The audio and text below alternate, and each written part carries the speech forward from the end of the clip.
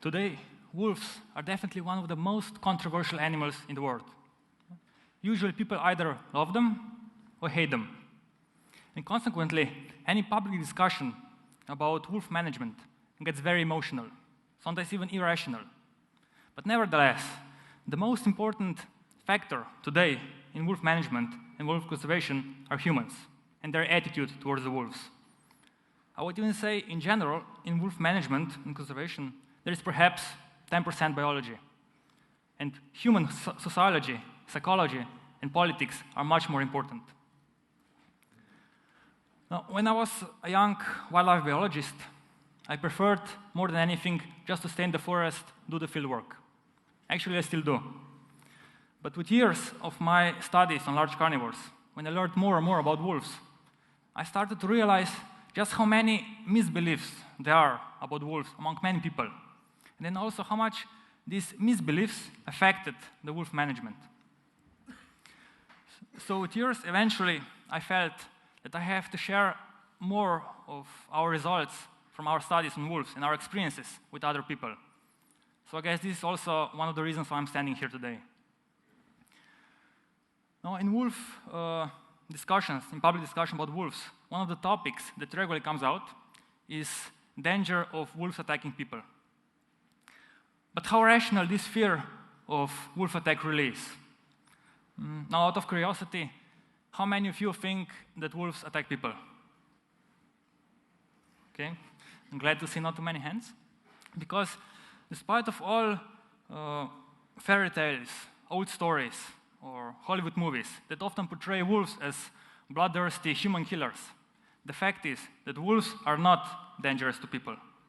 Okay? For example, in Slovenia, we don't have a single confirmed record that wolves will hurt any person, even though every year there are several encounters between wolves and people. In other countries, the wolf attacks are practically unknown or extremely rare, and even when they do happen, they're mainly limited to wolves infected by rabies. But the general fact is, healthy wolves don't attack people. I can confirm this also from my personal experiences, because during our fieldwork, several times I found myself within a wolf pack. But as you can see, I'm still alive. Yeah? For example, one day, when we were checking locations of GPS-collared wolves, I come upon this little cave. So I climbed inside, and when I was inside, I turned on my torch, and then suddenly I realized that in front of me, there are 5 little wolf pups. But standing among them was a large alpha female, maybe 2 meters in front of me. But like in all other similar situations, nothing happened. This is her leaving the den after I moved out. So not only that wolves don't consider people as potential prey, they don't even attack us when they feel threatened. So any fear of wolf attack on humans is completely irrational. However, wolves still are predators. And their way of life, how to get food, actually also their role they have in the ecosystem is to kill other animals, mainly large herbivores, ungulates. In Slovenia, we have 3 main species of prey species for the wolf, of these wild ungulates. These are the red deer, roe deer, and wild boar.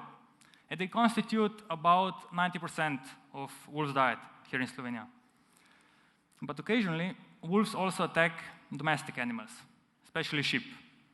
And these attacks on livestock, so-called depredations, are today the main challenge in wolf management. Now, how could we solve this problem? Well, the first thing that was tried was to kill wolves. And a lot of wolves have been killed. For example, in the last year, in Slovenia, almost 1/3 of the entire wolf population here was killed by people. And in large part, these past wolf killings has been because of the assumption that if you kill more wolves, they will kill less sheep. But is this really true?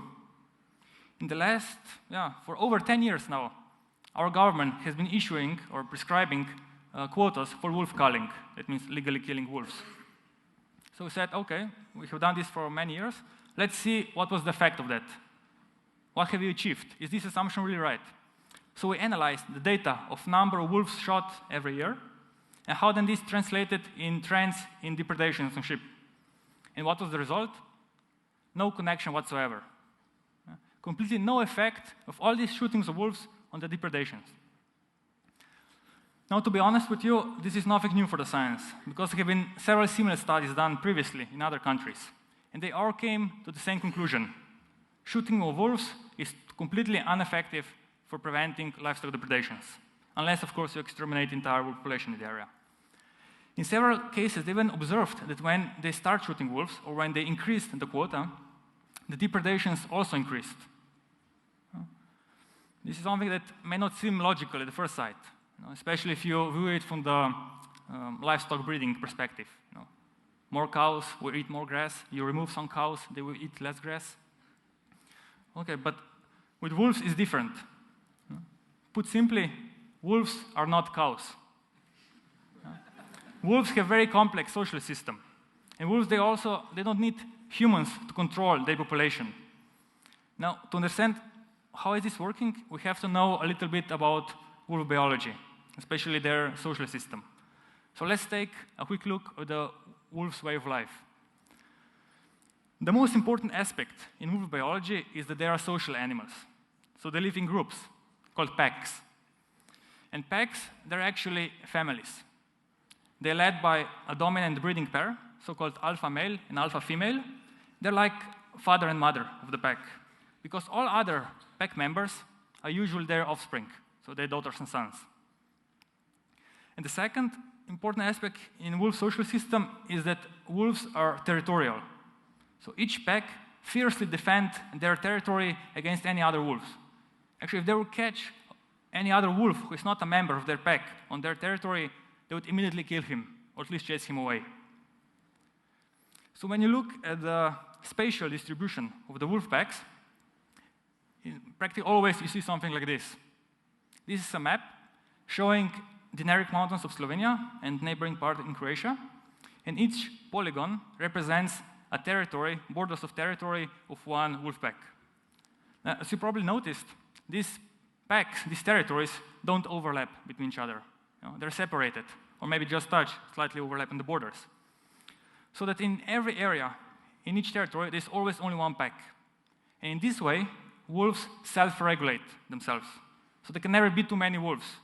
Even in areas when there is no wolf hunting, they don't overpopulate or exterminate their prey, because they have this inbuilt self-regulation, which is based on territoriality.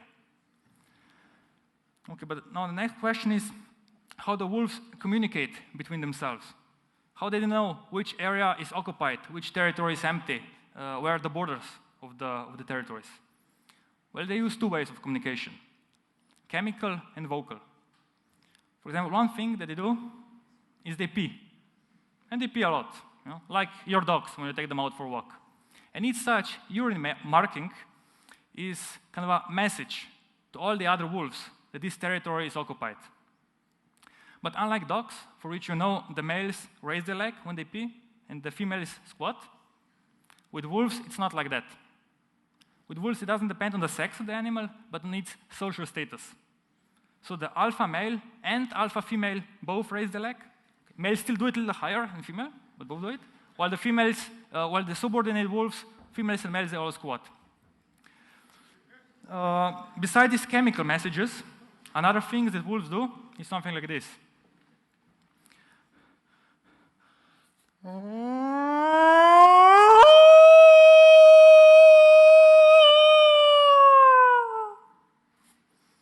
Okay.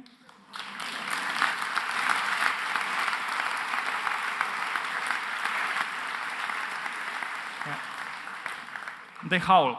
And one of the functions of this howling is this also kind of a message to all the other wolves. This is our territory, go away or we're going to kill you. And this way, wolves maintain this territorial system. Okay, so we have now learned how wolves regulate the number of packs. But the next question is, if in each pack every year new pups are born, how they regulate the number of wolves in each pack so there will not be too many? Well, the system is quite simple. What they do is that alpha male and alpha female, they stay together all their life in the pack, while the pups, those of them who survive, of course, when they grow up, sooner or later, all of them leave the natal pack into which they were born. Like this young female, her name was Twiggy, She was equipped with radio collar with GPS device, so we could precisely follow her movements. And you can see territory of her natal pack. So this is the pack into which she was born. And she lived with her parents, brothers and sister for several years. But then, like with any other wolf who grows up, usually between age 2 and 4, she left her parents and went searching for two things. One was empty territory and a mate to start a new pack. And Twiggy was very lucky because relatively soon she found an empty territory here on Menishia Plateau and she could settle down. And soon enough also, she found herself a boyfriend. You can see them on this photo that was made by automatic photo camera. In the back, you see a wolf with radio collar. This is her. And in front, a young male. And this is a typical way how a new wolf pack is established. Now, usually wolves, when they leave their natal pack, they go a few tens of kilometers, like Twiggy, and then either found empty territory or they die. But some wolves are special. And one of such special wolves was a young male named Slouts. He was also radio-collared, so we could follow his movements. And today, Slouts is one of the most famous wolves in Europe. He was born into a pack called Pack Slavnik. You can see their territory on the map.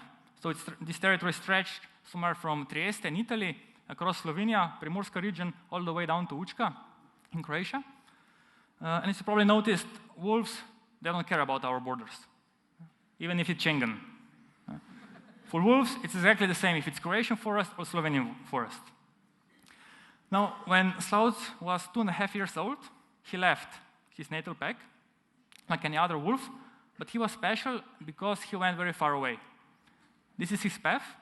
After leaving his natal pack, he crossed entire Slovenia, went over Kravanke into Austria, that's the 4th country he was already into, continued north all the way to the border of the state of Salzburg. There he turned to the southwest, crossing large part of Austrian Alps, Italian Alps, all the way down to Verona. This here is Gardaland. He walked over 1,000 kilometers. And then he settled in a region called Lesinia Regional Park, where he met a female. Because this love story happened near Verona, where you know is the place of the famous play by William Shakespeare, the Italian media, of course, named the female Juliet. You can see them on this photo, also taken by automatic camera by our colleagues in Italy. In front is Slouts, and in the back you can see maybe the eyes of Juliet. Now, why did Slouts went so far away? We're not completely sure, but we like to joke that he probably wanted to have Italian girl. Okay, but now when a new wolf pack is established, it started by one male and one female. They have pups. Eventually, this pup grow up, and we have this typical wolf pack, a family. And the pack, this wolf stays together for many years, unless one of the alphas die, alpha male or alpha female. When this happens, the wolf pack structure is destroyed. In many cases, even the entire pack just dissolves. And this is something we are seeing now in Slovenia very frequently, mainly because of the high hunting quotas. Actually, now the genetic analysis in Slovenia showed that wolf packs in Slovenia are very unstable because of all these killings, legal and illegal, that are happening. And actually, it seems now that our population is not functioning normally anymore, like it would in natural conditions. It's something like if you imagine that you would want to start a family and they would kill your wife or husband every second year. And another side effect of the culling of wolves is that when you remove few members from the pack, the survivors, the other members of the pack, if they stay together, they have difficulties hunting their natural prey, deer or wild boars. Because to successfully hunt wild ungulates, you need cooperation and teamwork. So what happens? They go for easier prey, and these are sheep. So this is explanation why that explains these observations when sometimes they observe that when you start shooting wolves or you increase the quota, depredations on livestock by wolves even increase. Okay, so we have now learned that with killing wolves, we'll not be able to achieve much regarding depredations. So what else could we do? How could we prevent these depredations? To answer this question, our colleagues from Slovenia Forest Service, they analyzed in detail these depredations by wolves on sheep, and they come up with some really interesting discoveries. For example, they noted that the entire Slovenia wolf range, so where the wolves live here, there are about 3,000 active sheep breeders. But among these 3,000 sheep breeders, majority of all the compensations paid for wolf attacks on sheep go to less than 10 owners. So we have about 2,900 sheep breeders in the wolf range who have no problems with wolves, and a very small number of them where they have a lot of attacks on sheep year after year after year. So we said, okay, this is rather unusual. Let's try to figure out why these big differences, why there are a few problematic pastures, where there are all the time these attacks, but all the other pastures around them have no problems. So we analyzed different parameters, like distance from the pasture to the forest, size of the sheep flock, which wolf pack was present in the area, and so on. But none of these parameters explained these differences. Then we said, okay, let's check what kind of protection is being used. And what we observed was that on these pastures with a lot of problems, there was very poor protection. For example, no electricity in the electric fences, or very low current, or big holes in the enclosures. Sometimes we're even observing funny things like owners bringing dead sheep and putting them on the pasture and then claiming compensation for wolf attack. So we said, okay, let's then try maybe to improve the protection of these few problematic pastures. So we selected a few of them with a lot of problems in the previous years, and we equipped them with good electric fences, and whoever wanted, we also donated the livestock guarding dogs. And what were the results? No more wolf attacks whenever this good protection was used. And just by equipping 5 pastures in Slovenia, already in the first year, we saved over 100,000 euros of our tax money that would otherwise be spent for the compensations. So it seems now that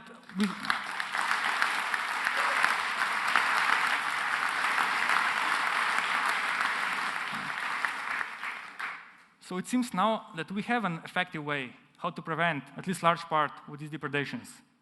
Of course, this means also some additional work for the owners. And the main problem my colleagues are having right now is that when they offered for free this good protection to the owners who had most problems in Slovenia, most of them refused this offer. So our next step now will be to try to find ways how to motivate these few owners who had a lot of problems to improve the protection of their sheep. So it seems that in the end, we are again back to the people. Because most likely, we won't be able to explain to the wolves that they shouldn't attack our sheep.